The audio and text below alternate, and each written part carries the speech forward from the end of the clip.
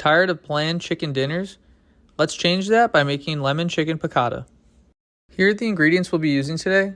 For today's recipe, I made a homemade chicken broth. Leave a comment if you're interested in seeing that recipe, and I recommend using a high smoke point oil to not get a smoky kitchen. We'll start up by butterflying and cutting the chicken in half, and don't be overwhelmed by butterflying. It sounds more complicated than it really is. It just means that we want to cut the chicken parallel to the cutting board to ensure a piece of chicken about a ½ inch high. My chicken breast was weirdly shaped since I don't buy designer chicken, so I actually had to cut it into 3 parts to get it to the right size.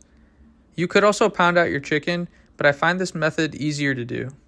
In general, when cooking chicken breast, many home cooks end up with a dry final product. To avoid your chicken turning into a hockey puck, you should remove as much moisture as possible, as this will lead to a juicier chicken.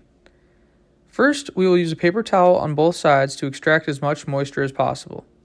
Then, we're going to salt the chicken breast on both sides and let sit for at least 10 minutes. This will release water out of your chicken via osmosis, and a side effect is the salt will be absorbed deeper into your chicken. After our 10 minutes, we can move on to our next step.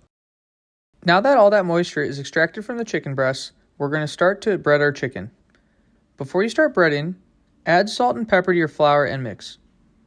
While breading, we want to cover the whole breast and then slightly shake to remove any excess flour.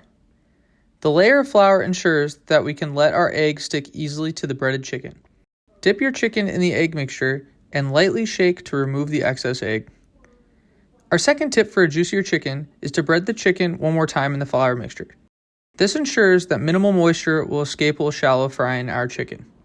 I did these next steps in between my chicken frying, but feel free to do before so you don't have to have too hectic of a time cooking. Cut our lemons into fourths and juice our lemons until we have about 3 tablespoons of lemon juice. After, we're going to mince 2 garlic cloves. Lay your knife flat on top of the 2 garlic cloves and press down to break the skin. After, you can mince your garlic cloves either by using a mincer or chopping finely with a knife. After that, we're going to want to start slicing 2/3 of our lemon. Once those are done, we want to slice 2/3 of a whole lemon very thinly. We want to slice them as thin as possible and remove any seeds that are stuck in each sliced lemon.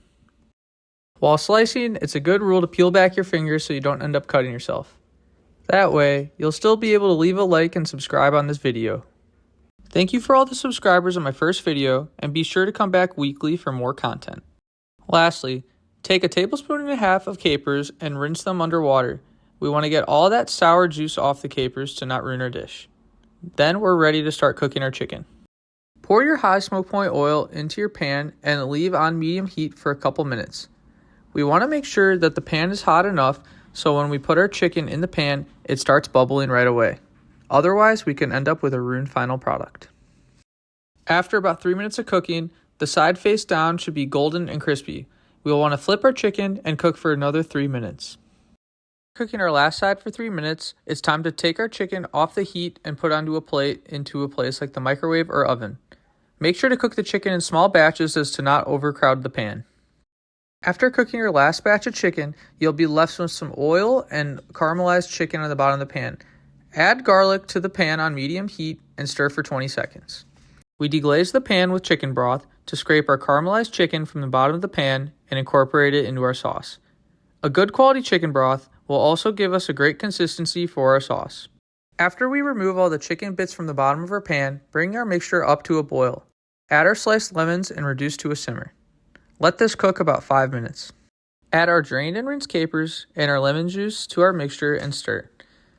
Cook this for 5 more minutes and make sure that our mixture continues to be at a simmer, otherwise we end up breaking complex flavors in this dish. After our last 5 minutes, turn off our heat and add butter to our pan. Let the residual heat melt our butter into our sauce and mix around to incorporate. As a final step, taste your dish for salt. If you don't think there's enough, add more. Swirl to incorporate and then take your dish off the heat. You'll want to serve this immediately, as the amazing smells in your kitchen is probably making you super hungry. Place your chicken on a plate with a side of pasta or mashed potatoes. Cover everything with as much sauce as you like, and don't worry, we made a lot of sauce for this very reason. If you like this recipe, please leave a like and subscribe, and thank you for watching.